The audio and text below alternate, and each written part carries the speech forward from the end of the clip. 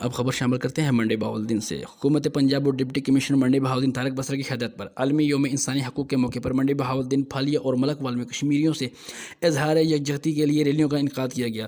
تحصیل انتظامیہ کے زیر اہتمام ان ریلیوں کی قیادت اسسٹنٹ کمشنر ملک کاشف نواز، ساجد منیر کلیار اور اسد عباس شیرازی نے کی۔ ریلیوں میں تمام سرکاری محکموں کے افسران اور اہلکاران، تاجر، سیاسی و سماجی تنظیموں کے نمائندگان کے علاوہ عوام الناس کی کثیر تعداد نے بھی شرکت کی۔ شرکائے ریلی نے کشمیری بھائیوں کے اظہار یکجہتی پر مبنی نعروں اور تحریروں کے بینرز، پلے کارڈ اور کشمیری پرچم اٹھائے رکھے تھے۔